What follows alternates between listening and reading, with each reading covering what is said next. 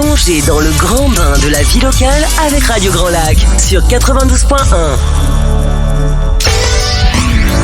Grandiose, l'émission pour grandir et oser cette vie qui vous ressemble, avec Sonia sur Radio Grand Lac. Et c'est reparti pour la 3e émission déjà. Et mon cœur, il fait toujours autant boum, boum, boum, boum. Donc cette émission, bienvenue à toi si tu nous écoutes là, maintenant ou en replay plus tard. Cette émission, j'avais envie de le redire, c'est vraiment pour oser. Et donc quand on parle d'oser, on parle donc d'audace et on parle de courage et d'avancer avec la peur. Aujourd'hui, je reçois Vinciane qui est graphiste, web designer et qui a aussi une singularité. Bienvenue Vinciane. Bonjour. Je te laisse nous dire Kezako. Ma singularité ou je vais d'abord prendre la base graphiste, web designer. Donc moi je suis spécialisée dans la création de logos et d'identité de marque. Donc tout un univers qui fait que quand on voit une marque, on sait à qui on s'adresse et on a le ressenti de son client cible. Et le client cible pour toi, c'est qui ? Pour mon client cible à moi. Qui est-ce que tu aides en fait ? J'aide les entreprises. Alors j'ai 2 clients cibles. Le premier, c'est celui qui vient de se lancer et qui a conscience qu'il vaut mieux investir dans une identité de marque, un univers pour pouvoir parler directement à ses clients et donc gagner du temps. Souvent, c'est pas la priorité qu'on fait quand on se lance. Donc mon deuxième client cible, c'est celui qui après 3 ans tourne déjà un peu et se rend compte qu'il y a moyen à ce moment-là de dégager du temps, du budget pour pouvoir remettre les choses alignées par rapport au service qu'elle propose. Souvent, ils ressentent un décalage où ils disent je donne ma carte de visite, mais je suis pas très fière de l'image que je renvoie. Ça manque un peu de confiance en moi aussi quand je la donne. Et l'image, ça permet de donner confiance à celui qui l'apporte. Et par ce biais-là aussi, ça renvoie la confiance au client potentiel de cette personne. Il y a une forme, j'incarne complètement mon activité. J'incarne mon business. Voilà. Du coup, je suis un peu alignée. Enfin, je suis complètement alignée. Du coup, entre mon image, les mots et l'identité. Parce que finalement, son activité, c'est soi. C'est ça. Et ça se ressent dans la confiance de la personne qui parle. Et pour parler de son business et de ses services, souvent, ça aide d'être aligné avec sa propre image. Ouais. Ok. Et du coup, ta singularité, parce que je vous rappelle, vous qui écoutez là en direct, on a tous une singularité, que ce soit dans notre propre activité si on entreprend, mais aussi dans notre vie. Donc toi, ta singularité, on va dire, dans ton étiquette de graphiste web designer, c'est quoi ? Alors ma singularité, ça serait l'illustration. J'ai eu du mal à labelliser ça comme étant singularité parce que c'est venu vraiment tout seul au fil du temps. Et c'est vraiment ma passion depuis toute petite. Quand j'étais petite, je voulais être dessinatrice de bande dessinée. J'avais cette croyance qu'on ne pouvait pas vivre de l'art, que c'était très difficile d'être dessinatrice. Donc j'ai pris le chemin du graphisme, le chemin du web pour avoir un pied plus dans l'entreprise, comme on a l'image du travail que ça pourrait être. Et au fur et à mesure, cette illustration est revenue dans ma vie. Et maintenant, avec le recul, je peux dire que c'est ma singularité parce que j'en mets un petit peu partout. Oui. Mais ça, c'est rigolo, comme on voit parfois les choses qui nous sont naturelles, les talents. On en parlait déjà la dernière fois avec Léa. On constate pas en fait tout de suite à quel point c'est nécessaire de le valoriser, ce talent, de le mettre au service de l'autre. Et de s'en rendre compte aussi duquel c'est. Parce que parfois, c'est tellement naturel que j'aurais pas pu mettre le doigt dessus en me disant c'est ça dont j'ai besoin ou c'est ça que je pourrais remettre. C'est venu tout seul finalement. Parce que chercher parfois, à trop se focaliser dessus, on ne trouve pas la réponse. Et comment t'as fait ? En fait, c'est venu tout seul. Je travaillais en agence et je faisais beaucoup de code. J'étais développeuse de sites internet et petit à petit, je m'éloignais de cette passion de la création. Et je me suis dit pour m'amuser, je vais me donner un projet personnel en dehors du travail, de créer un livre, un album jeunesse. Où j'illustrerai toutes les pages, donc 48 pages d'album jeunesse. J'ai fait ça comme projet personnel pour pouvoir avoir ce côté créatif. Et c'est comme ça que je me suis lancée sans me mettre trop de pression, quoi. Du coup, la question que j'adore poser, et je la pose aussi à ceux et celles qui nous écoutent, c'est un vrai exercice. Au-delà de cette étiquette de web designer, de graphiste, d'illustratrice, tu es qui, toi ? cette question qui est très difficile à répondre parce qu'on a tendance à mélanger vie pro et vie perso. Je suis quelqu'un qui a donc besoin de ce côté esthétique. Je me fais avoir par le packaging. Quand je suis en voyage, j'achète des trucs à manger qui sont souvent pas très très bons, mais qui ont un magnifique packaging. Je me dis que j'ai contribué à un graphiste. J'ai besoin du beau et du côté humoristique. Pendant tout un temps, je faisais des sculptures avec un petit côté humoristique qui c'était important pour moi dans ma vie de pas prendre trop au sérieux parce que j'ai tendance effectivement à mettre la barre haute moi-même, donc si on pouvait un peu dédramatiser le reste, ça aide. Ce côté pas trop au sérieux. Ouais. Alors c'est ta façon à toi de faire redescendre la pression finalement, de cet humour, ce dessin, c'est pour lâcher. De se souvenir que la vie est un jeu, qu'elle est faite d'expériences. Et arriver à reprendre de temps en temps le recul quand on a trop le nez dedans, on se met trop la pression et de se dire oui, en fait cette expérience sur la planète ici c'est un jeu, je fais des étapes, je teste et puis on verra bien et l'important c'est de s'amuser dans les étapes sur le moment même aussi. Ok, ça c'est une belle recommandation pour les personnes qui peut-être encore n'osent pas, ont peur, on se met trop de pression, peut-être trop d'exigences, de perfectionnisme aussi, on en parle souvent. Qu'est-ce que tu leur dirais, toi, au-delà de la vie est un jeu, parce que ça peut être facile à dire, mais par rapport à ta propre expérience, et on va y aller sur ton expérience, finalement, comment toi, tu as découvert tout ça, qu'on pouvait dédramatiser, qu'on pouvait s'amuser? Je me suis un peu laissée porter par la vague. Je suis quelqu'un qui prend pas de décisions impulsives, donc ça mûrit assez longuement. Et c'est avec le recul que je peux me dire oui, j'ai pris telle direction, mais je me focalise principalement sur des petits pas pour aller dans la direction que je veux à long terme et de me dire bon là maintenant quel est le tout petit pas que je pourrais faire dans cette direction qui me sorte de ma zone de confort, mais un tout petit peu, pas trop non plus. Et petit pas par petit pas, finalement, en regardant en arrière, on a fait du chemin. Il suffit de dévier un tout petit peu de la trajectoire et au final, on se retrouve à plusieurs degrés quelques jours après, quoi. Mais ça veut dire qu'il faut aussi connaître sa direction. Quelque part, sa vision, important. En fait. Ça, c'est important, oui. On a noté quelque part. Personnellement, moi, j'ai tendance à même oublier et avoir trop le nez dans les affaires et l'avoir noté quelque part et pouvoir la regarder, ça permet vraiment de remettre un cap par moment, ouais.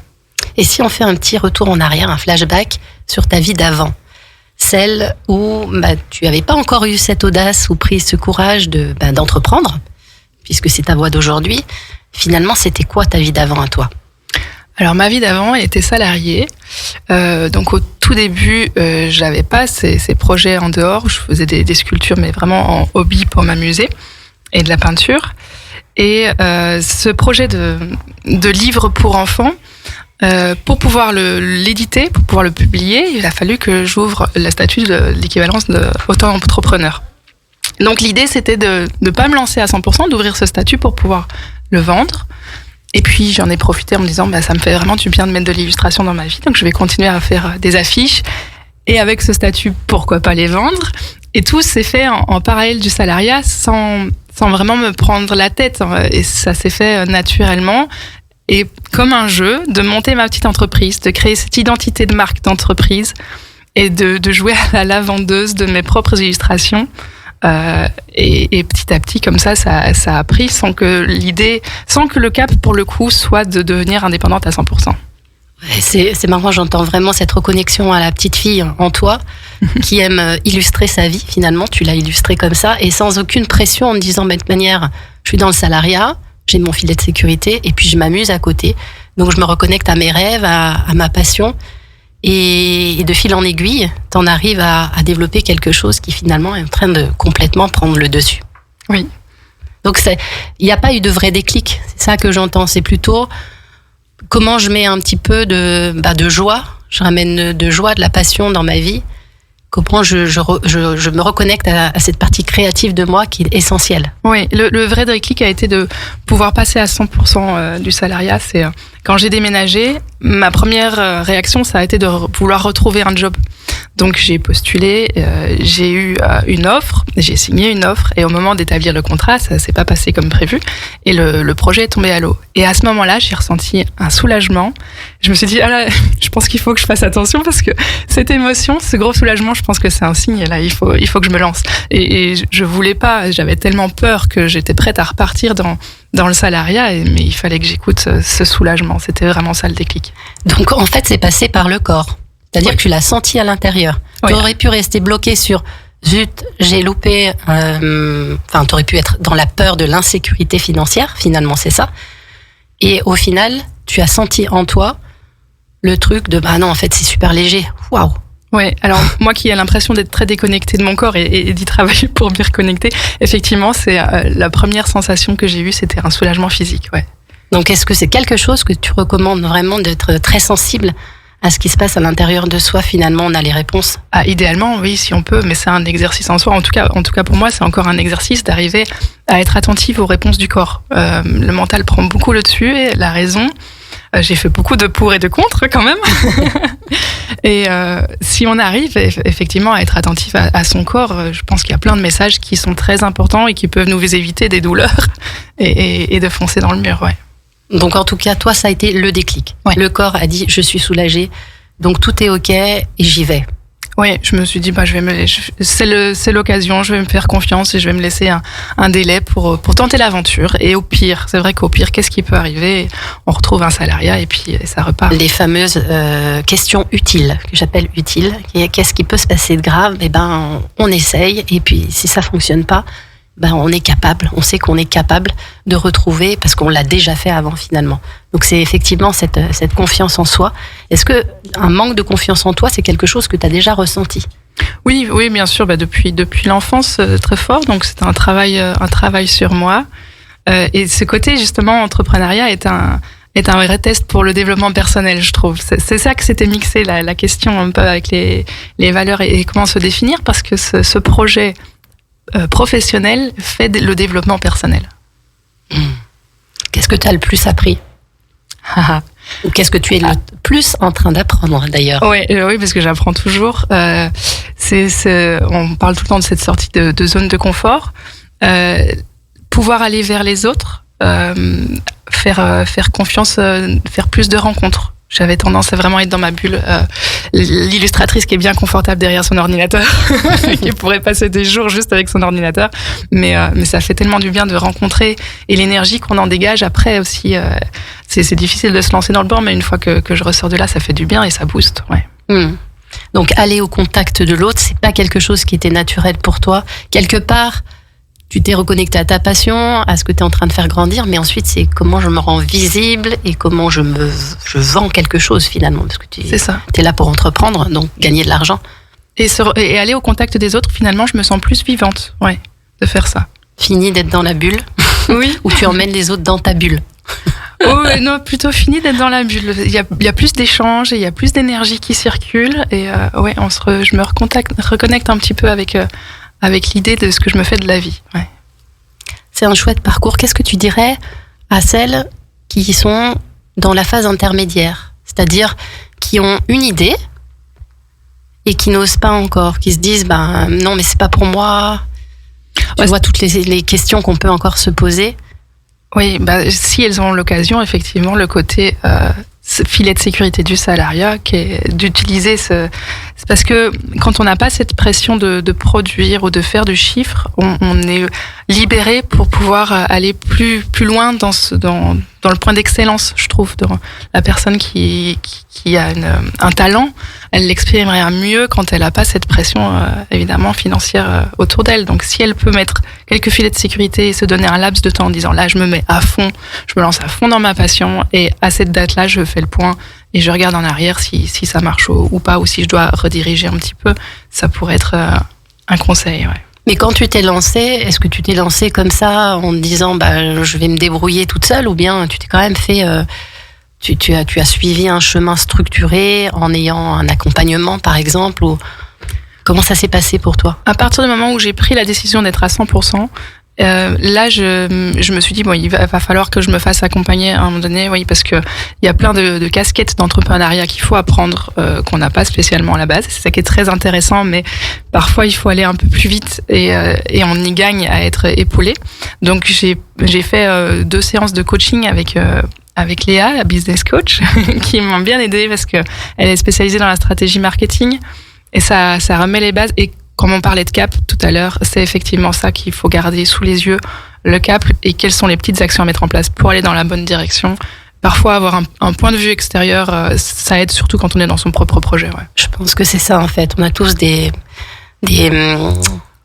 ornières d'une certaine manière, et aller voir nos angles morts, c'est par l'accompagnement de quelqu'un que on peut se permettre d'ouvrir un petit peu ses œillères et puis surtout de se rendre compte que en fait c'est pas si compliqué que ça, mais de la structure, on en a besoin.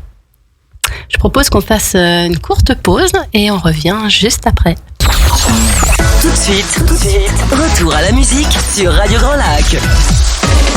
La radio de l'identité locale à Aix-les-Bains et autour du lac du Bourget, Radio Grand Lac sur 92.1. Grandiose, l'émission pour grandir et oser cette vie qui vous ressemble, avec Sonia sur Radio Grand Lac.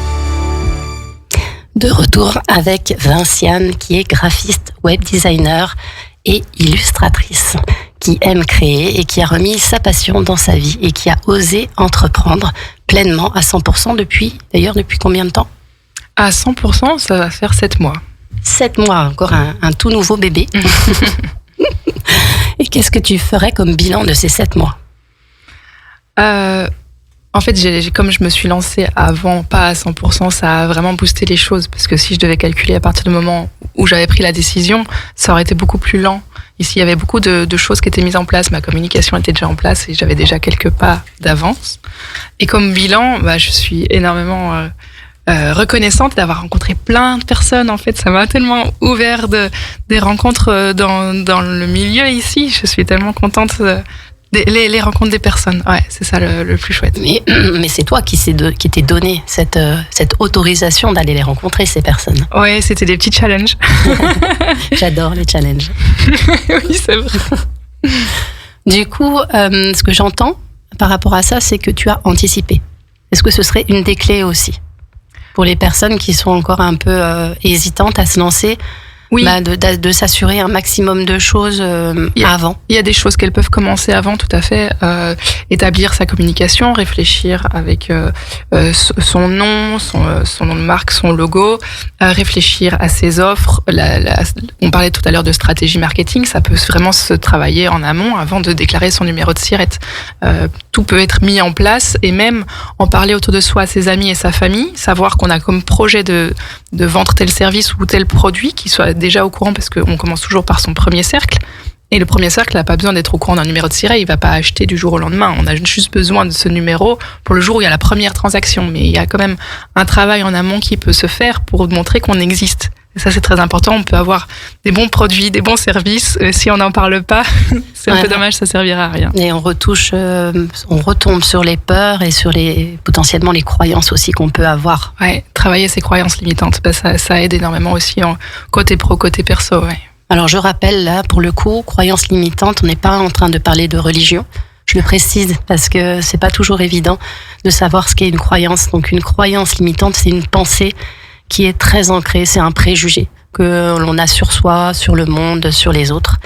Et bien souvent, on a beaucoup de croyances sur ses compétences, sur nos compétences limitées, soi-disant, de notre point de vue. Donc c'est très important, effectivement, de commencer par dégager tout ce qui peut nous freiner et qui est à l'intérieur de nous.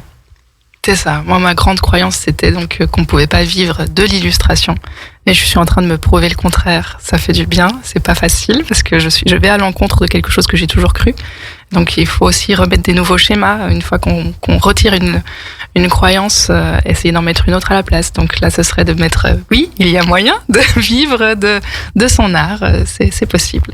C'est ça. Et en fait, pour découvrir une croyance limitante, il s'agit simplement de se poser la question: est-ce qu'il existe des illustratrices qui vivent de leur activité? Oui, souvent le cerveau essaye de trouver alors des raisons, des contre-exemples en disant oui, mais il y a quelque chose qui fait que oui, mais pas toi. Donc on se bat un peu contre son propre cerveau quand même. Oui, mais à minima, si au moins tu as identifié que c'était possible pour certains, donc c'est une croyance limitante. Oui, dans ce sens-là, oui. Donc aujourd'hui, tu es en train de la faire tomber. Est-ce que tu en as d'autres, des croyances limitantes que tu as décelées? Alors là, je n'arriverai pas du tac au tac à pouvoir mettre des mots dessus. J'en ai certainement d'autres qui petit à petit seront travaillés au cours du chemin. Ça, c'était ma plus grande et je ne l'ai pas encore fait tomber, donc je suis encore en train de travailler dessus. D'accord.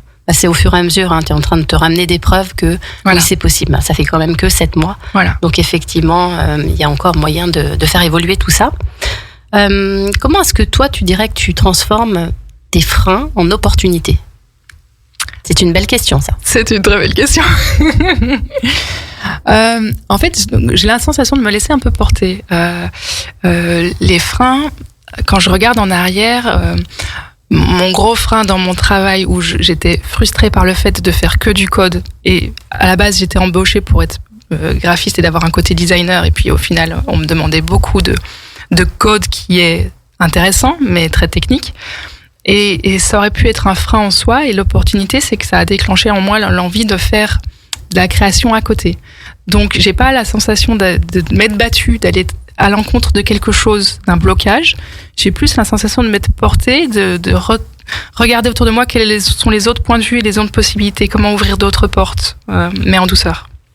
Mais c'est exactement ça, en fait. C'est plutôt que de rester coincé sur une situation qui convient pas quelque part, tu vas aller regarder, ok, là, ça c'est un fait, c'est comme ça, mais plutôt je vais regarder autour, où est-ce que je peux actionner, où est-ce que j'ai du pouvoir, voilà, et qui me permet de... Quelle est la partie que je contrôle, quelle est celle que je contrôle pas? Le contrôle. Voilà. Qu'est-ce qui est en mon pouvoir pour changer les choses au lieu de se plaindre? Ouais, donc ça aussi, ce serait une des clés qu'on pourrait donner de nouveau. C'est plutôt que de vouloir à tout prix changer quelque chose sur lequel on n'a pas de pouvoir, une situation par exemple, ou le comportement de quelqu'un, parce que ça peut aussi être le cas. C'est plutôt de se demander qu'est-ce qu'on peut changer soi. Souvent, c'est dans sa propre sphère, c'est-à-dire ce sont ses pensées, ses actions, ses comportements, ses émotions. On a du pouvoir sur soi. Voilà, et quel serait l'idéal? Quelle serait la situation idéale? Essayer de la visualiser et de mettre des mots sur l'idéal à atteindre, et qu'est-ce que je peux faire? Quel est le petit pas que je peux faire pour aller dans cette direction? Donc on en revient à cette fameuse vision. Et on échangeait rapidement pendant la pause où tu me parlais, et moi ça m'évoque énormément de choses. Le vision board, on peut le dire en français, le tableau visuel, je sais pas comment on peut le dire joliment. De visualisation, je crois que c'est ça. Visualisation, et se dessiner quelque part. Elle ressemble à quoi, ma vie idéale entre guillemets? J'ai besoin de quoi?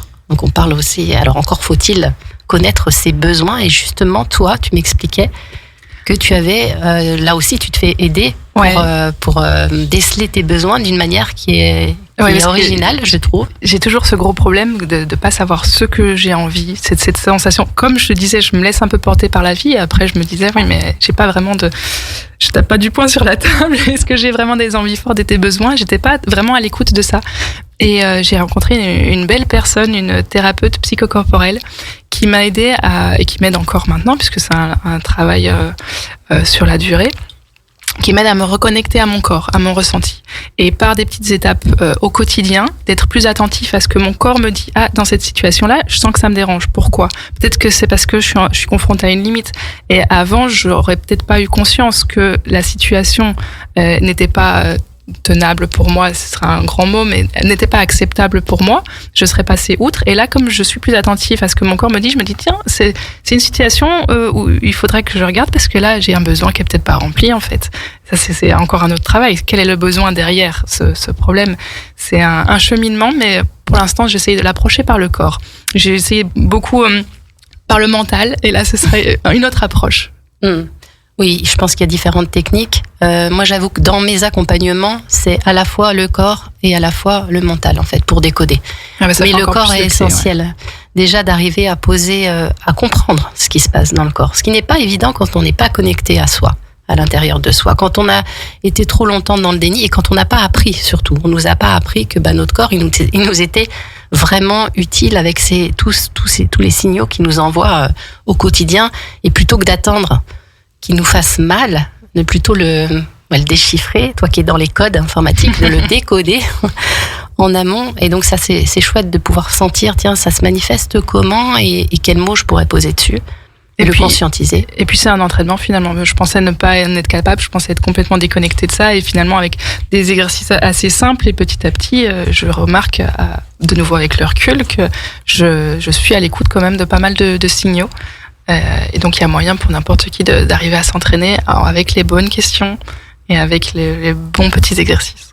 Oui, donc on en vient à solliciter autour de soi, ne pas rester seul en fait, et commencer à se faire confiance. Et voir un petit peu qui pourrait nous accompagner dans des chemins comme ça, soit sur de la stratégie, soit sur de la reconnexion à soi, soit sur les peurs, les croyances, etc., etc. Une dernière petite question avant de terminer. Quel conseil donnerais-tu à ta version de toi d'avant ? Là, maintenant, aujourd'hui, avec l'expérience que tu as, la maturité, qu'est-ce que tu lui dirais, peut-être pour la rassurer quand elle était un petit peu déstabilisée ?